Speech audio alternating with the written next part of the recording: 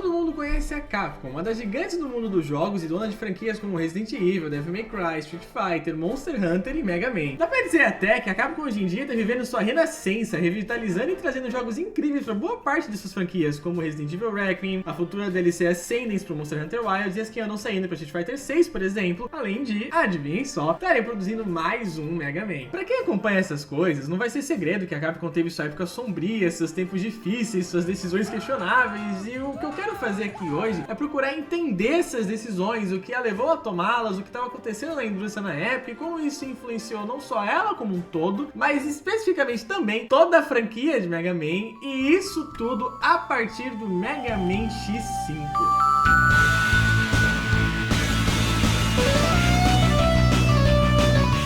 Sejam muito bem-vindos ao Joguei e Caguei, onde eu sou a Ju e recentemente joguei Mega Man X5. E sim, eu tô conversando direto pelo quinto jogo, mas não tem por que se preocupar muito, até porque eu vou ainda me demorar falando o que acontece nos outros 4 jogos, questões de desenvolvimento, explicar quem ou o que é Mega Man, o personagem, a franquia, como surgiu. Pra isso, vamos voltar lá para a década de 80 no Japão. Logo em 1983, a Nintendo lançou o seu Family Computer, ou Famicom, que pra cá no ocidente ficou conhecido como NES ou Nintendinho. Com o mercado de jogos para consoles crescendo, a Capcom, fundada em abril do mesmo ano, não se demorou muito para participar com Ghosts and Goblins em 1985, por exemplo, e, é claro, Mega Man em 1987. O primeiro jogo do Bombardeiro Azul foi feito por um time de 6 pessoas, tendo Akira Kitamura como planejador, que é um termo que parece ser equivalente de diretor. Lá no começo ainda, o primeiro personagem que o Kitamura fez pro projeto foi Cutman, que no final das contas acabou virando um dos chefes do jogo. Mas com o tempo e as várias ideias iniciais, o Rockman surgiu e acabou tendo seu Rock trocado por Mega no ocidente, já que o executivo da Capcom estadunidense achou o nome brega, coisa que também tirou o sentido do nome de sua irmã,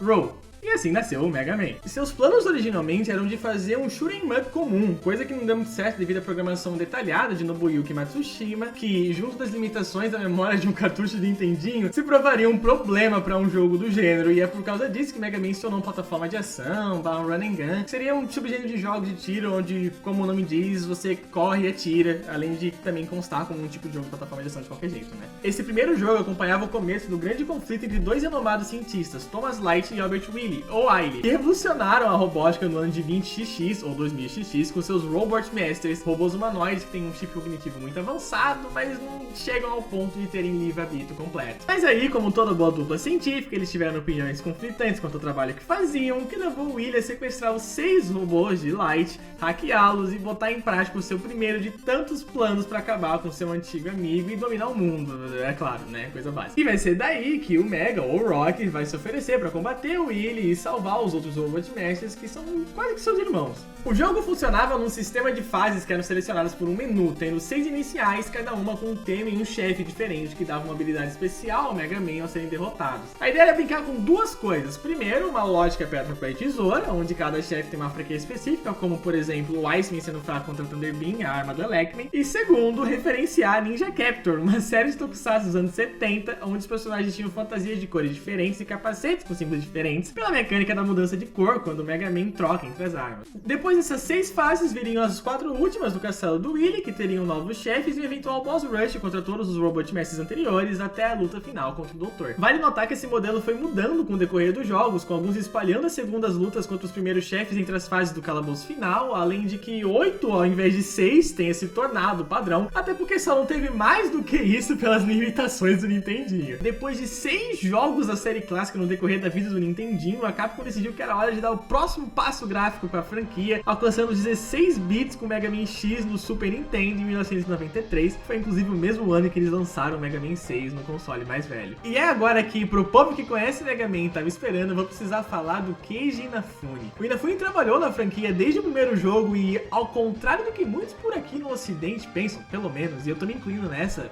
porque até eu pesquisar para fazer esse vídeo aqui eu não sabia disso, não foi ele o criador de Mega Man, até porque, como Kitamura disse numa entrevista antiga, Mega Man foi o resultado de um trabalho em equipe, não só de uma única pessoa. Ainda assim, Inafune fez boa parte dos designs dos personagens pro primeiro jogo, além de ter participado em suas sequências, inclusive como planejador do primeiro Mega Man X. Fora os gráficos, a diferença da série X pra clássica tá numa série de mecânicas novas, como por exemplo o dash, o pulo na parede, além de uma maior ênfase em exploração, já que você pode encontrar corações que aumentam a vida, tanques de energia que vão enchendo aos poucos para recuperarem ela, além de cápsulas com armaduras que vão melhorando o X X, inclusive dando a ele a capacidade de carregar os golpes que ele ganha dos chefes, tendo então mais 8 golpes novos com ela. E um dos pontos mais interessantes do jogo pra mim é que as ações que você toma, no caso os chefes que você derrota, influenciam os cenários e o funcionamento de certas fases do jogo. Então, por exemplo, quando você derrota o tio Penguin antes do Flame Mammoth, a lava da fase dele fica coberta por neve. Ou quando você derrota o Storm Eagle antes do Spike Mandrill, a nave da fase do Storm aparece caída e destruída, além de quebrar o sistema elétrico da fase, tirando os obstáculos como os feixes de eletricidade que passam pelo chão no começo dela e coisa assim. Já em questões de história, o Mega Man X, ele se difere um pouquinho também, primeiro porque eles passam um século depois da série clássica, mas ainda tem umas semelhanças aqui e ali. Inclusive o X é uma criação do Dr. Light, só que ele foi encontrado pelo Dr. Cain vários anos depois, e aí esse mesmo faz outros robôs à imagem dele e o chama de Reploids, até que eventualmente a merda começa a comer solta quando um vírus, que eles vão chamar de vírus Maverick, começa a correr por aí entre todos os Reploids, e é necessário criar então um grupo chamado de Maverick Hunters, onde temos o nosso queridinho X, o muito foda Zero e o Sigma, que eventualmente acaba virando o vilão principal da franquia. Ele é corrompido também com o tempo.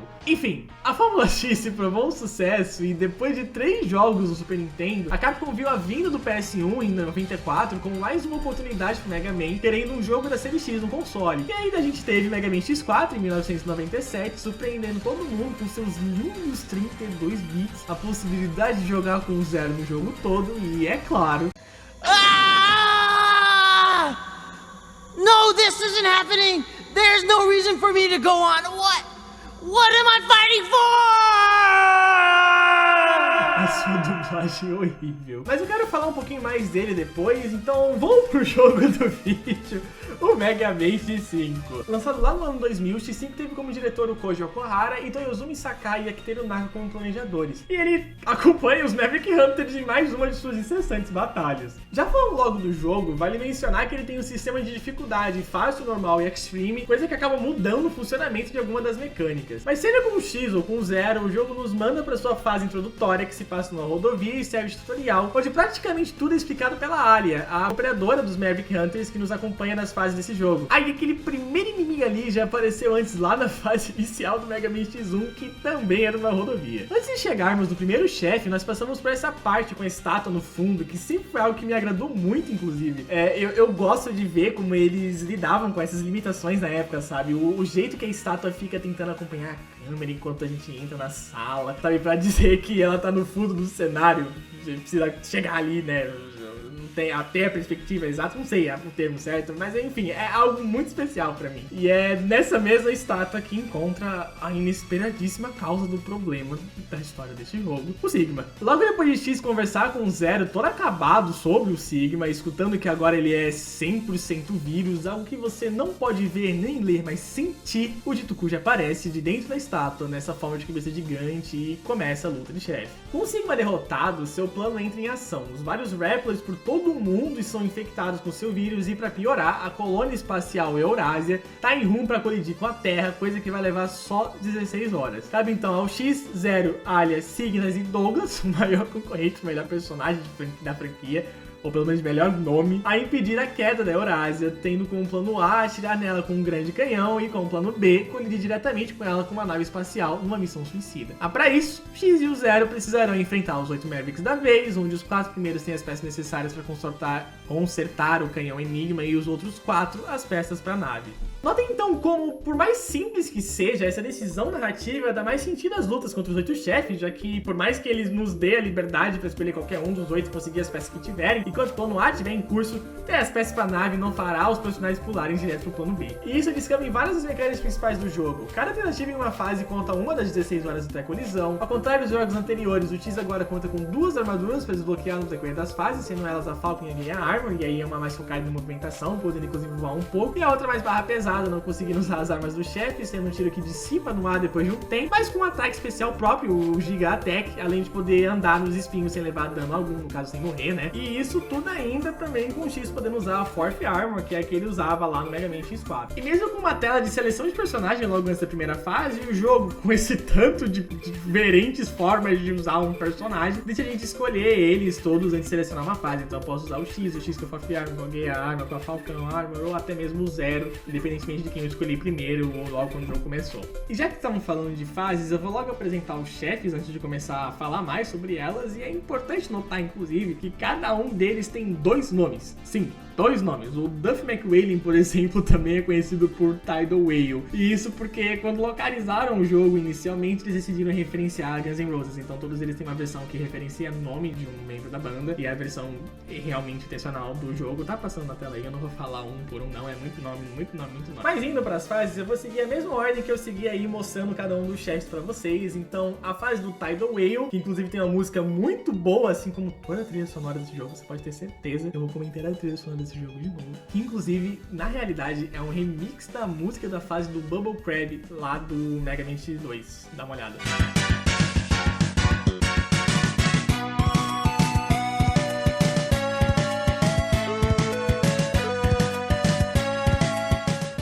Lida constantemente com esse enorme navio peixe que saiu diretamente do museu marinho depois de ser infectado, enquanto passamos pelo cenário aquático e o eventual navio naufragado. Foi nessa fase, inclusive, que eu percebi uma das coisas sobre a dificuldade de streaming, já que eu joguei o jogo nas 3, né? Os inimigos simplesmente não dropam nada, só existem 3 jeitos de recuperar energia na dificuldade mais alta do jogo, com esses replots que ficam em algumas fases para serem salvos, que recuperam um pouquinho e também dão uma vida a mais, com os itens já pré-programados para serem achados nas fases e com os eventuais tanques de energia, que pela escassez de itens ficam mais complicados de encher. Passando para do Crescent Grizzly, nela vamos atravessando e destruindo caminhões atrás de caminhões até cairmos em uma caverna onde com certeza não tem nada ali em cima e que logo nos leva direto pro chefe. Já no caso do Volt Kraken, e aqui eu vou precisar me demorar um pouquinho mais falando, ela começa com essa parte insuportável de moto, que inclusive foi usada numa fase do Mega Man X4 como jet ski, e que tem uma mecânica de movimentação toda troncha. Eu não vou olhar pro roteiro mais, mas assiste. A gente tá acontecendo aí. Você precisa ter uma precisão fodida, que você mistura isso com o dash deslizante e os tiros dele que demoram pra quebrar as coisas, e você tá toda hora batendo na cara e caindo, e explodindo, e caindo, e explodindo, e dando game over. Game over atrás de game over atrás de game over. Eu acho que já deu pra entender, eu posso parar de repetir. Já na segunda parte da fase, ela volta pro gameplay de plataforma normal, com uma sacada de ter portas com defeito, que precisam ser abertas atirando naquele negócio ali, como a área explica pra gente. É uma ideia legal, que consegue agregar um desafio novo pro nível, sem precisar ser estressante, ao ponto de queremos sair do jogo, né? E que vai se complicando aos poucos, não só pela posição do trequinho ou dos inimigos, mas também com a adição de um segundo pra ativar também, coisa que a Ayla explica sem muita necessidade, né? E pra terminar a primeira leva de fases, na fase do Shining Firefly, vamos explorando esse instituto transformado em laboratório, lidando, entre outras coisas, com vários métodos, um clássico inimigo da franquia. E aqui é legal comentar, inclusive, essas cabeças holográficas do Sigma, que aparecem em algumas fases. Elas influenciam aquele negocinho do HUD na parte inferior esquerda da tela ali, ó, que vão infectando aos poucos e dando efeito diferente no X e no zero. Quando o X fica totalmente infectado, ele vai perdendo a vida com o tempo e a capacidade de usar o Gigatech. Já o zero recupera a vida e fica temporariamente invencível. Enfim, voltando pra fase, sua segunda parte é essa escadaria elíptica que dá um efeito sinceramente muito foda pro jogo, um dos meus cenários favoritos dele, que termina com um mini-boss. E disso a gente vai pra área final, uma grande subida até a área do chefe, que podemos deixar mais fácil de destruir essas máquinas que soltam uma esfera de energia com a arma do Crescent Grizzly, coisa que a Ayla recomenda fazer e que deve ser um tanto chatinha se não tivéssemos ela em mãos. Indo pro outro lado, lá na fase do Spike Rose Red, que é a minha favorita, sério, tudo desde a trilha sonora até esse cenário das maquinarias sendo construídas pelas plantas, as várias rosas espalhadas, esse começo com a água seguindo pela floresta que a gente vai explorando. Ai, o visual desse jogo, o visual desse jogo. E não para aí, porque a gente vai pulando entre as vinhas e não consigo nem falar, gente, desviando dos espinhos das flores, as árvores mecanizadas no fundo. Acho que dá pra entender que eu amo o visual desse nível, desse jogo todo, pra falar a verdade, né? Mas esse aqui principalmente. Quanto ao seu design, ela espera que prestemos mais atenção nos detalhes, com esses Mavericks que parecem plantas e que soltam espinhos, por exemplo, ficam com só a pontinha pra fora de onde estiverem, frequentemente me pegando de surpresa, inclusive. Principalmente na segunda parte da fase, onde o jogo nos deixa pendurados nesse cabo, assim, com um buraco enorme embaixo, e é claro, com esse treco aparecendo do nada. Partindo pro Dark Necrobat, sua fase que de algum jeito milagroso abate baixo o frame rate do jogo com aquele fundo que vai mudando de aparência. É uma das mais complicadas do jogo, com um tanto de morcegos, bombas, espinhos e buracos se você não tiver com a Falcon Armor. Mas que fica bem divertida na parte em que brinca com a gravidade e tudo mais, coisa que mais uma vez a área para explicar pra gente. E por mais que o Burn Dino Rex tenha um nome e um design muito foda, isso não impede ele de ter uma fase que concorra diretamente com o pior fase do jogo, junto com a do Volt Kraken. Vamos lá. Nela a gente vai descendo para essas plataformas, desviando de lança-chamas em formato de dragão, pelo que parece ser uma instalação industrial, ou mesmo um laboratório de uma caverna cheia de magma. Até chegar na parte com uma rajada de lava que toma a tela toda e nos mata espontaneamente, mas isso, claro, não nos escondemos atrás dessas partes pretas atrás das paredes. Inclusive, vocês já notaram que a Alia veio falar com a gente 3 vezes diferente só nesse de fase? Enfim, passando por essa parte que é desafiadora, mas até que justa, tem umas partes legais, plataforma e tudo mais, a gente vai aproveitando o magma para quebrar essas paredes e seguir em frente, chegando então na desgraçada segunda parte, que por sua vez é dividida em duas. Como a área explica, nessa segunda parte a gente pode subir na Ride Armor para atravessar por dentro da lava sem morrer, mesmo ela sendo mais lenta, além de se desgastando com o tempo na lava, eventualmente quebrando e nos matando de qualquer jeito, ainda mais com esses Mavericks que ficam nos atacando no meio do caminho, tendo necessária muita paciência para alcançar, no final, uma cápsula de armadura da Gaia Armor, coisa que eu fiz logo em seguida, morri, dando um game over e decidi me seguir pelo caminho de cima, onde a gente é obrigado a abandonar a Ride Armor logo no começo, que nos leva a uma sequência de perseguição com esse Maverick Pterodáctilo que destrói as plataformas em que vamos pulando e se torna o mini-boss da fase, sendo uma clara recriação do dragão da Willy Castle 2, lá do Mega Man 2. A última parte, que felizmente é mais curta, ao contrário do que qualquer um esperaria, não dá um checkpoint logo depois da porta parafuso, então sim, você volta lá atrás do lado da Ride Armor caso você morra. Sim, isso aconteceu comigo. Mas deixando o estresse de lado, né, a gente só pula por esses cabos até chegar na parte do chefe. E pra finalizar com chave de ouro, a fase dos Spyro Pegasus, que se passa nessa estação aérea abandonada da Rapid Force, que é um grupo de reporters que queriam formar uma sociedade sem seres humanos no jogo anterior, onde a gente vai desativando bombas cronometradas que, caso explodam, causam dano independentemente de se estivermos ou não na frente delas, pegando elevadores, inclusive um ao ar livre, e salvando vários rappers no meio do caminho, que provavelmente estão ali só pra campear a vida, já que, dependendo da posição de algumas bombas, bom, você já sabe. E os chefes? Assim, primeiro de tudo eu vou seguir a minha exata ordem que eu tô seguindo até agora, e é importante notar também que cada um deles vai mudando o padrão de ataque na metade da vida. E sim, as barras de vida deles vão ter tamanhos diferentes a depender da gameplay que eu estiver passando pra vocês aí, mas isso vai fazer sentido mais pra frente no vídeo, então calma. Começando do começo, o Tidal Whale faz uma escadinha de blocos de gelo, que depois ele puxa de volta na sua direção, formando plataformas de espinho pra gente desviar, que vão nos empurrando pra parede cheia de espinhos no final da tela. É um negócio que ele vai dobrar a poça no segundo padrão, lançando rapidamente os vários cubos de gelo que, se a gente não tiver a devida precisão pra desviar. Já a luta contra o Grizzly é bem mais fácil em comparação. Ele pula de um lado pro outro, solta pequenas rajadas cortantes de energia, e é basicamente isso até ele chegar na metade da vida, que é quando ele eventualmente transforma o seu braço vermelho numa broca e vai atacando de acordo com a posição. Se a gente estiver nas partes mais baixas do cenário, ele escava ali, ataca diagonalmente com a furadeira, e não, ele escava a parede de trás do cenário e nos bate devagar, além de também deixar as suas rajadas de energia maiores nessa parte da vida dele. Já no caso do voo... Opa, calma aí, que esse aí... Ah, eu esqueci de falar do melhor personagem do jogo todo, o Dynamo. Esse carinha trabalha com Sigma, mas fala de lutar com um esporte, genuinamente vindo até a base dos Maverick Hunters só pra encher o saco. Essa primeira luta se resume a ele lançando sua espada com um bumerangue, atacando com uma espadada no ar e girando em sua frente pra se defender de qualquer ataque. Bem simples, mas bem carismático e farmador de aura, tá bom? Farmador de aura. Enfim, voltando pro que eu tava falando, o Volt Kraken, assim como a fase dele, é um pouquinho mais complicado. Os raios que ele solta em 3 direções diferentes vão ficando mais difíceis de se desviar quando ele começa a eletrocutar o chão e ficar invocando esses cubos aleatórios no ar pra dizer um nível. Uma coisa foda nessa luta, inclusive, é que jogando com o X, eles citam o Octopardo, que claramente é pra ser o Launch Octopus, o Maverick que matamos lá no X1. O X pede desculpas pelo ocorrido e ambos quase chegam num acordo, até o vídeo atingir ele também bem antes da luta começar. E pra terminar a primeira leva, o Easy é o mais chatinho dos 4. Sinceramente, o negócio é rushar ele com a arma do Volt Kraken, até porque, mesmo com ela, a luta se resume a ele voando de um lado pro outro na tela, se teletransportando e eventualmente atacando com um tiro teleguiado ou um raio laser pela bunda dele quando perde uma certa quantidade de vida. Sério,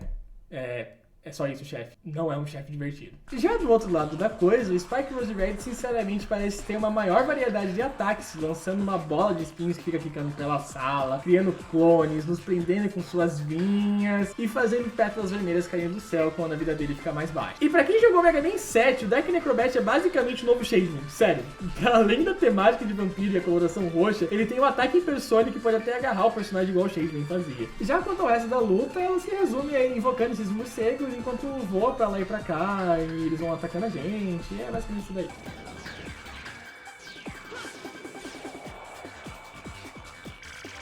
E aí, já sem fingir surpresa, assim como foi depois dos 2 primeiros Mavericks, quando marcamos 6 derrotados independentemente da ordem, o Dynamo reaparece. Dessa vez podendo socar o chão e fazer raios de energia cair do céu, sabe-se lá como, em 3 padrões diferentes. Tô falando, meu, é o farmador de aura da vez. Voltando, o Dynamax, junto de seu design muito foda, tem uma luta mais desafiadora do que os outros. Os saltos e as pequenas rajadas de fogo dele logo vão virando um lança-chamas que cobre todo o chão, e as rápidas investidas que, quando feitas no chão também, deixam esse rastro de fogo muito foda pra trás, sabe? Tipo, porra, não precisa ficar me explicando, cara. É a porra de um dinossauro robô que pega fogo. Não tem mais o que falar. E pra terminar, a luta contra o Pegasus, além de lembrar a batalha contra o Storm Eagle, que eu falei lá no começo do vídeo, que é do Mega Man X1, com as investidas no ar, e o fato de que ele conseguiu derrubar a gente da nave, ou avião, não sei exatamente o que é, seja com os dashes, ou mesmo fazendo tornados pra nos empurrar, que dessa vez são verticais, pra diferenciar, obviamente. É uma luta onde a arma que é forte, entre muitas aspas, contra ele, não serve pra nada. Nada. Ela para o tempo, mas deixa a gente com o tiro normal do X, então não dá mais dano no chefe. Além de gastar durante todo o momento em que ela tá ativa, sabe? Ela só facilita porque ele não tá se movendo mesmo. Bom, já foi o começo do jogo e é importante deixar bem claro que essa bagunça de fases e chefes, ou muito fáceis, ou divertidos, ou simplesmente horrendos, misturados com uma série de referências aos jogos anteriores, ainda vai continuar. Mas antes de eu chegar lá, vamos voltar pra história do jogo rapidinho. Não muito tempo depois de falharmos em destruir a Eurasia com a Enigma, vemos o Zero falando sozinho e depois os outros Maverick Hunters conversando entre si sobre o próprio, já que o vírus Sigma parece, na verdade, estar ampliando as forças do Zero, assim como acontece durante as fases em que aqueles Sigmas holográficos o acertam. E isso volta naquilo que eu falei de como a história acaba dialogando diretamente com as mecânicas do jogo e vice-versa. Mas indo agora para as últimas fases, que sim, tirando a última, todas tocam essa mesma música que vocês estão ouvindo, eu quero só dizer que eu vou resumir bastante ela, já que eu vou querer voltar nelas depois mais pra frente no vídeo. A primeira remonta a linda nostalgia com 3 sessões de vários lasers que te matam instantaneamente, fora uma luta contra o Yellow, ou nesse caso Shadow Devil, o grande chefe do Mega Man 1, cuja luta é muito parecida, salvo alguns ataques diferentes e o símbolo do Willy aparecendo ali no fundo da tela. Já na segunda, cujo começo lembra o começo da primeira fase do Palácio do Sigma lá do Mega Man X1, termina com uma luta contra o Hang da Bangda, o grande e complicado chefe chato do mesmo jogo. Mas as coisas ficam verdadeiramente interessantes na terceira. Fora a surra de espinhos pra todo lado e a Ultimate Armor, ou Zero preto, que podemos desbloquear ali embaixo, vem talvez o maior momento de todo o jogo: a luta entre o X e o Zero.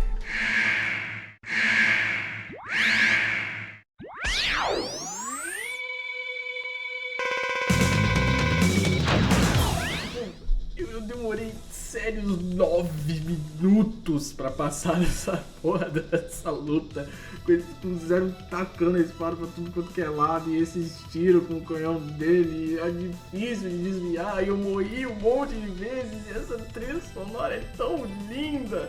Ai, mas logo depois da luta, o Sigma chega pra tentar matar o X, mas é impedido pelo Zero e ele acaba decidindo fugir. E aí com isso, na última fase, que tem uma das melhores músicas do jogo, e dá pra perceber que eu falo isso bastante vezes nesse vídeo, né? É basicamente uma daquelas clássicas de Mega Man antigos, né? Com desafios de plataforma e muitos espinhos, além de ter o Bass Rush, é claro, e o último chefe. O Sigma nos espera nessa sala com fundo de placa eletrônica, as esquemáticas do X e do Zero com suas cápsulas quebradas no chão, e começa a contar pro X seu plano de acordar o Zero, sua verdadeira forma, seu verdadeiro eu, purificando seu corpo ao espalhar o vírus por todo mundo.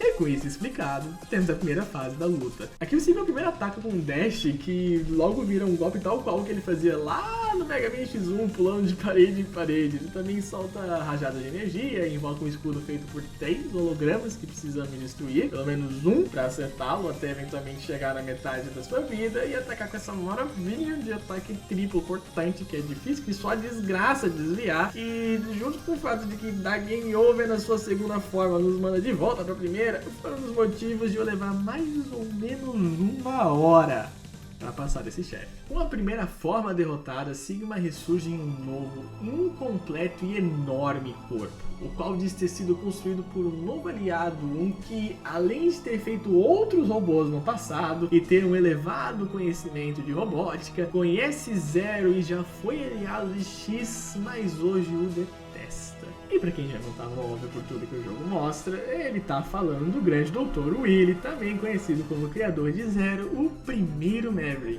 A história já dava indícios disso antes, com toda a cutscene de abertura que tocava quando você selecionava o Zero lá no Mega Man X4, onde ele tinha um pesadelo com o Wily, ou mesmo com os diálogos com o Surge, um dos vilões do Mega Man X2, que ficaram só pra versão japonesa do jogo, onde ele afirma ter reconstruído o corpo do até então morto Zero e entender sobre ele muito bem.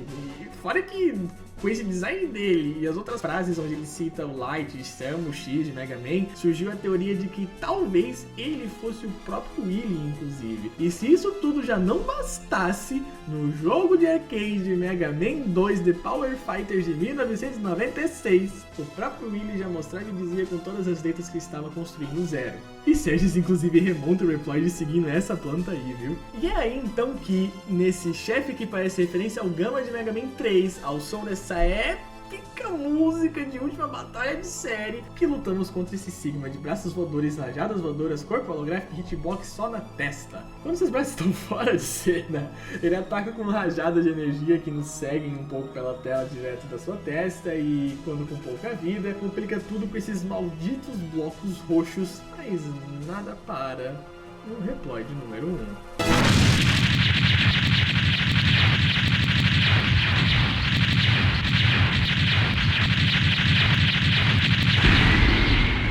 Derrotado, o Sigma usa suas últimas forças para matar os nossos Reploids, mas o Zero faz o mesmo para destruir o Maverick de uma vez por todas. E assim chegamos no primeiro dos finais do jogo. O X é salvo pelo espírito de Light e sai para mais uma batalha, empunhando o sábio de seu antigo parceiro. Certo? Antes de eu seguir com o vídeo, porque tem bastante coisa para falar ainda, vale comentar os outros finais. Caso joguemos com o Zero, o final é basicamente a mesma coisa, com o adendo de vermos relances de memória dele, de sua luta contra Sigma quando ainda era Maverick e o outro ainda era mocinho, de sua criação, de seu criador. Já o terceiro e último final, o final ruim do jogo, acontece quando o Zero é totalmente infectado pelo vírus, voltando a ser Maverick e morre junto de Sigma depois da luta final. Nisso, o X é reconstruído pelo espírito do Dr. Light, assim como nos outros, mas diferentemente deles, volta sem lembrança alguma de seu antigo amigo. O X não reconhece nem mesmo o nome do Zero e aparece acompanhando outros Reploids enquanto fala sobre construir Elysium em tempos de paz, um paraíso onde a humanidade finalmente conseguiria coexistir com os Reploids. Acho que já deu pra perceber que Mega Man X5 é, no mínimo, um jogo convoluto. Já falei que uma dificuldade entre fases e chefes não é muito balanceada, mas uma coisa que incomoda tanto quanto isso são as interrupções da Alia, e não porque tutoriais são sempre chatos ou algo do tipo, mas sim porque na grande maioria das vezes ela fala coisas óbvias, muito óbvias, e isso sempre acontece mais de uma vez. Acho que deu pra perceber com tanto que eu enfatizei isso pelo vídeo, né? Aí naquele blá blá blá de sempre, a trilha sonora que vocês estão vendo nesse vídeo todo, ou pelo menos em boa parte dele, é muito boa, captura perfeitamente esse clima de fim de série, e eu já falei, mas vou repetir, os visuais do jogo me agradam muito também. Mas eu confesso que o mais interessante de jogar ele de novo foi entender suas mecânicas a fundo e como tudo gira em torno do tempo pra Eurásia cair. Os chefes, por exemplo, têm um sistema de nível que vai aumentando enquanto o tempo para queda se encurta, e a partir do nível 8 dão itens para nós usarmos de suporte nas fases, sendo que cada chefe nos dá 2 opções e não tem jeito de pegar o outro caso escolhemos um. Não Não vou me aprofundar tanto nisso, mas são 16 itens no total, você só pode pegar 8 por save, e quais ou quantos você pode equipar vai depender do personagem e da armadura que você escolher. E o mais legal é que nada disso existe no modo fácil, porque ele só cancela a existência do sistema de níveis no chefe. Sim, ele só desliga uma mecânica inteira. E outra coisa sobre toda a mecânica do tempo, impedir de deixar a Eurásia cair não é algo que nós temos controle, é um RNG, ou seja, o jogo decide aleatoriamente se o canhão vai ou não explodir a colônia, se a nave vai ou não destruir ela o suficiente quando colidir, nada é garantido. Pera, o Júlio Editor aqui vindo dizer que a eu de umas semanas atrás vai começar a interpretar a jogabilidade do jogo e como ela se encaixa na narrativa e tudo mais, só que eu vou acabar fazendo isso dizendo que em certo ponto do jogo todos os chefes te julgam por estarem indo lutar contra eles, mas na verdade é só o Dinorex que faz isso e eu não sabia e eu vou cometer esse erro, mas a minha análise se mantém válida. Bom, é só isso que eu vou errar, eu vou falar isso 2 vezes diferentes, mas tá tudo bem, só vim esclarecer aqui. E se serve de desculpa, se serve de motivo, de defesa. As 3 vezes que eu joguei esse negócio foi no ano passado, a última no final do ano passado. Eu só fui começar a mexer no roteiro em fevereiro e terminar ele em junho. Então, as coisas ficaram um pouquinho bagunçadas. Mas era isso. Vamos de volta pro vídeo. E isso gera algo interessante, podemos ir matar os outros chefes que sobraram mesmo com as últimas fases já disponíveis, e eles nos julgam por isso, por escolhermos brigar, destruir outros pelo simples fato de poder fazer. E para além de ser uma brincadeira interessante, esse pequeno detalhe para mim se encaixa perfeitamente na temática de Mega Man X, ou pelo menos no seu protagonista. O X cansa muito rapidamente da luta, sempre tentando conversar antes de partir pra briga, coisa que esses finais exploram também. O X, que lembra de Zero, que guarda seu sabre como sua última memória e jura empunhado em suas próximas batalhas, é um que já não parece relutar pra brigar. Já aquele que esqueceu, embora admita que a luta, que a guerra ainda não acabou, se encontra mais calmo e planejando uma utopia. E é curioso como todo santo jogo, a maioria deles pelo menos, tem esse clima, sempre tem um momento do X relutante, e séries posteriores da franquia vão explorar isso a fundo. A que saiu logo em seguida da X, né, por exemplo, o Mega Man Zero, que tem até uma música que toca uma versão dela pra cada um dos jogos da série, que é For the Endless Fight, né, já tava no próprio nome, né, pela luta sem fim, né, e é impressionante, incrível como eles conseguiram traduzir essa temática, tanto de narrativa quanto de personagem, direto na lógica da gameplay do jogo, sabe? Pô, você tá indo lá matar o bicho, sendo que você pode ir direto no problema principal e logo terminar, sabe? Você meio que acaba quebrando também aquilo que já é esperado do funcionamento de um jogo de Mega Man, porque entre muitas aspas, correto é você derrotar 4 chefes, talvez ter uma fase intermediária, derrotar mais 4 chefes e ter as últimas 4 fases, né? Mas ali eu posso simplesmente dar game over várias vezes na fase do Crescent Grizzly, porque ela começa bem rapidinho, dá pra fazer isso bem rápido, até acelerar a queda da Eurásia pra já ir pular direto, coisa que vocês estão vendo aí, eu fiz quando eu joguei o jogo no modo fácil, e eu fui direto só com o Ultimate Armor que eu peguei com código secreto na seleção de personagem antes da primeira fase, e tá aí, sabe, tipo, entre muitas aspas, não é assim que um jogo de Mega Man deveria ser jogado, e é maravilhoso eles terem e dá o ponto de, sabe, pensar isso. E o final ruim, inclusive, só acontece se você derruba a Eurásia. Eu acabei de dar uma dica de como fazer isso super rápido também, né? Pra quem quiser fazer o final ruim direto, né? Você precisa fazer a Eurásia cair pro Zero virar um Maverick. Mas enfim, apesar dos apesares, o X5 é um jogo muito interessante e, como a maioria até deve saber, não foi o último jogo da série X. Mas por quê? Bom, pra isso eu vou fazer uma pergunta melhor ainda. E a Capcom? E o Keiji Inafune? Como eu disse no início do vídeo, Inafune trabalhava na franquia desde o primeiro Mega Man lá do Nintendinho. Na grande maioria dos jogos, Inafune trabalhou como ilustrador e designer de personagens ou como produtor, mas chegou a ser planejador do Mega Man 4. O curioso é que em X5, 7 e 8, ele é acreditado como agradecimentos especiais. Não tem cast nenhum dele no X6, calma,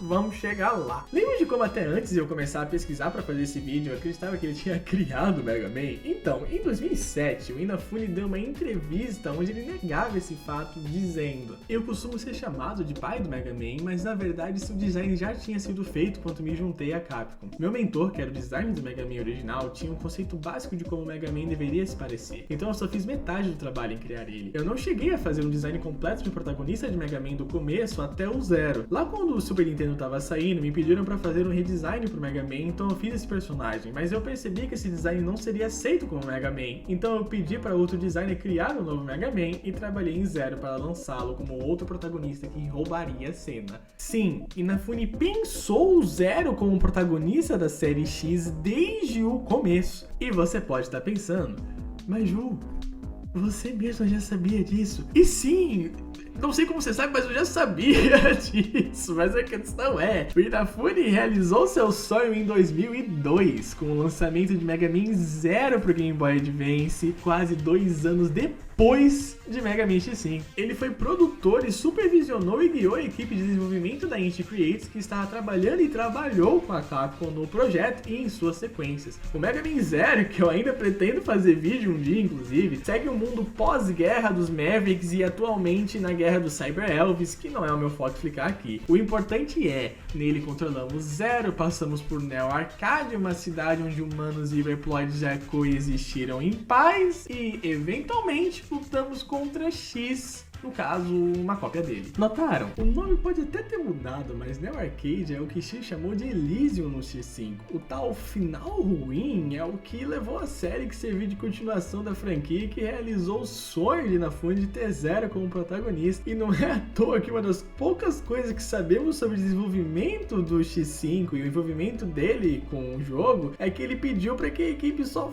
finalizasse a história. É daí que vem o clima de final épico e o turbilhão de referências, desde remix de música antiga até diálogos, chefes reutilizados e fases recriadas. Sim, fases recriadas. As 3 últimas fases são, em ordem, uma recriação da fase do Quickman, da primeira fase da Fortaleza do Sigma no X5, sim, não era só semelhança igual eu tinha percebido, e da fase do Bubble Man. E fora todo o arco do Zero e as questões com Willy, que o fazem tomar os holofotes da história do jogo também, né? E o engraçado é que, mesmo com isso tudo, em novembro de 2001 saía Mega Man X6, que não tem o nome do Keiji Inafune envolvido, porque a Capcom decidiu fazê-las escondidas. Sim, o Inafune nem sequer sabia da existência do projeto, enquanto ele estava lá focado em fazer o que sempre quis. A Capcom, com seus executivos e acionistas, estavam pensando em outra coisa, nos números. Falando desse jeito, parece até que eu tô colocando a empresa capitalista malvada contra o artista bonzinho, mas não é bem isso, a coisa é bem mais complicada. Se a gente parar para ler os documentos fiscais da Capcom, que ficam disponíveis no site da empresa inclusive, e olharmos de 2000 até 2010 especificamente, veremos que a empresa tinha duas grandes preocupações: a nova geração de consoles com sua tecnologia avançada e entrar no mercado multiplataforma. Seu plano era simples: chamar a atenção com a potência dos gráficos do Onimusha e crescer com seus IPs já existentes, Devil May Cry, Resident Evil, Monster Hunter e, é claro, Mega Man. Para quem conhece a franquia, talvez já tenha ouvido falar sobre como seu sumiço do mundo por um bom tempo se deu, dentre vários motivos, pelo quanto o mercado saturou de jogos da franquia. Em poucos anos, tínhamos Mega Mans de plataforma em consoles de mesa e portáteis, fora os vários RPGs da série Battle Network e sua eventual sequência Star Force, totalizando 35 jogos em 10 anos e em 7 plataformas diferentes. Em meio a esse plano para se manter intacta com o mercado em mudança e continuar crescendo, as vontades criativas de Inafune para a franquia entraram em conflito com os executivos da empresa. E a gente tinha outros planos para a franquia que certamente eram influenciados pelo ressentimento de não poder ter feito Zero como protagonista quando queria. Parece exagero? No primeiro Mega Man X, Zero aparece como amigo, mas também como mentor e de certa forma até como alguém mais forte que X, o salvando do primeiro chefe, do qual só podemos perder. Em X5 se torna o centro de toda a narrativa e a depender do final, e coincidentemente eu vou enfatizar a coincidência por não saber o quanto Inafune influenciou isso, mas coincidentemente, daquele que pavimentaria o caminho para a próxima série, uma força antagônica a X. De acordo com o artbook Mega Man Zero The Complete Works, somente durante o último mês antes do lançamento do primeiro Mega Man Zero que decidiram fazer do vilão uma cópia do X, para não confundir ou gerar problemas com os jogadores. Ou seja, até então, até um mês antes, o vilão do jogo seria o próprio X. Vale notar, inclusive, que a Inti Creates tentou mais de uma vez conseguir o aval para fazer um jogo para a franquia e conseguiu com o conceito do Mega Man Zero, quando Inafune pediu para eles fazerem algo que o convencesse. Mas não para por aí. É dito em entrevistas que a série X era para ter acabado no terceiro jogo. Sim, no terceiro jogo. Não era nem pra ter um Mega Man X4, quem dirá um X5? Quero dizer, o jogo termina com o Sigma se tornando um vírus por completo e com o Dr. Doppler o absorvendo com um antivírus, o que em tese teria matado a ameaça que o Sigma representava, né? E por que teve um X4? Porque a Capcom queria um 32 bits. Eu falei no começo do vídeo. Ela queria um. Teve mais um. Enfim, o Inafune e a Capcom conseguiram nesse relacionamento tóxico até a eventual saída dele da empresa em 2010 por discordâncias criativas e uma frustração com o estado da produção de jogos na indústria. Não muito tempo depois, no mesmo ano, o Inafune abriu seu estúdio indie Concept e começou a trabalhar em seu sucessor espiritual da franquia Mighty No. 9, que depois de ser adiado e prometer desenho animado e adiado e prometer sucessor espiritual para Mega Man Legend, finalmente lançou em 2016 e foi uma bomba.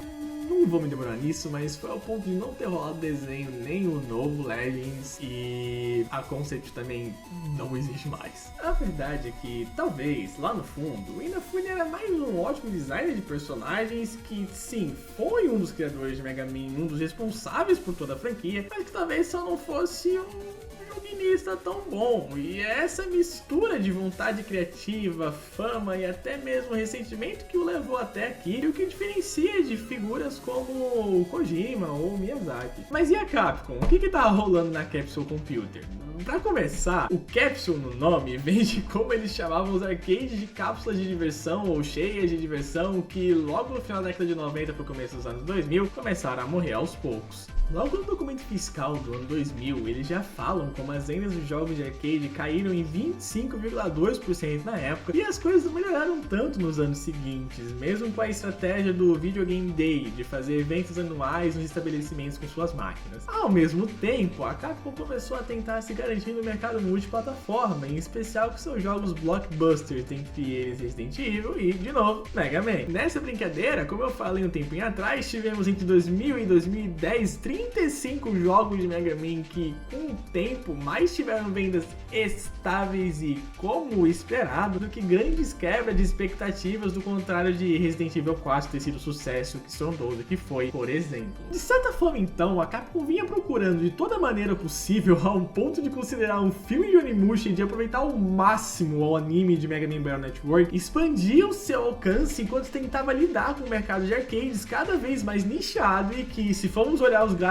de 2005 para 2010, tanto na parte de jogos quanto na de operações, que é como eles chamam tudo que envolve estabelecimento de fliperama da empresa, podia até flutuar no quanto rendia, mas claramente já não era tanto. E para não ficar presa em 2 décadas atrás, no relatório de 2025, no ano passado, tudo que envolvia seus fliperamas só rendeu 10,7% de todo o lucro da empresa. E sim, eu sei, se eu não me engano, ano fiscal vai até março do ano, então não sei até quando é o ano passado inteiro, se é o ano passado inteiro e o começo desse, mas enfim, 10,7%. Daí todo o atrito que rolava entre ela e Inafune, suas discordâncias criativas e jogos cancelados. Mas o futuro ainda assim era brilhante. Quero dizer, ainda dentro de Mega Man, fora o sucesso das séries novas como a Zero e Battle Network, mesmo com a eventual saturação do mercado, a Capcom ainda tinha Street Fighter, Resident Evil, Devil May Cry, a aposta que foi Onimusha descrito como um jogo de alto grau de perfeição e o primeiro a chegar em 1 milhão de unidades vendidas no PS2 e, é claro, Monster Hunter. Sim, Monster Hunter, que foi a grande entrada da Capcom no online lá no PS2, cresceu continuamente, principalmente no Japão, ao ponto de virar fenômeno social por lá e de um sucesso enorme de Monster Hunter World pós a DLC Iceborne, conseguir bancar coisas como a Re-Engine, Resident Evil 7 e sucessos atrás de sucessos que a gente anda vendo a empresa ter. Seguindo essa linha de raciocínio, acho muito válido inclusive dizer que isso foi o que deixou a Capcom segura de, lançando as Legacy Collections e com elas o Mega Man 11, testar o quanto ainda existe um público para Mega Man, mesmo hoje sendo mais nichado. Coisa que funcionou o suficiente para eles terem deixado um time de desenvolvimento aprendendo a Re-Engine para fazer o Dual Override, ou só Mega Man 12 mesmo, que tá para sair no ano que vem. E essa volta de Mega Man me parece fazer parte de algo que vem acontecendo com jogos de plataforma, e isso aqui é mais um momento de, tipo, assunto para outro vídeo, possivelmente, talvez. Enfim, de novo, Eu não quero aqui finalizar a Capcom e muito menos o Inafune, mas sim atestar, mostrar esse período da história da empresa e da franquia, né? E essa parada toda de discordâncias criativas de autoria até certo ponto me lembra muito os movimentos de quadrinistas que saíram das grandes editoras para abrirem suas próprias, como o Todd McFarlane e o Rob Liefeld, que até então trabalhavam na Marvel e abriram a Image Comics, por exemplo. Que assim, tudo bem que no caso deles era basicamente, nossa, fiz tal personagem, a empresa ganha rios de dinheiro porque faz filme, faz jogo, faz boneco, faz isso, faz aquilo, eu não ganho nada disso e eu morro pobre, né? Coisa que aconteceu recentemente com o Peter David, um dos mais famosos roteiristas que trabalhou mais de 10 anos nos quadrinhos do Hulk. E ele morreu em maio do ano passado, né, 2025, depois de umas complicações renais, se eu não me engano, ou algo do tipo. E a questão é que ele não recebeu nenhum tostão da Marvel, né? E, enfim, não são exatamente a mesma coisa, mas tipo, você vê, sabe, é o Inafune saindo da Capcom. A Inti Creates sendo fundada por funcionários da Capcom. É o Hideki Kamiya, que tudo bem, ele saiu e voltou, mas ainda assim, que saiu, abriu a empresa dele, o estúdio dele e depois voltou. É também o Katsuhiro Harada, o cara do Tekken, que saiu da Bandai Namco. É o Fumitsu Ueda, que saiu da Sony, abriu uma nova, tá bom, é em parceria com a Epic Games, ele também saiu, foi lá e abriu uma nova. Cada um tem os próprios motivos e tudo mais, mas eu fico...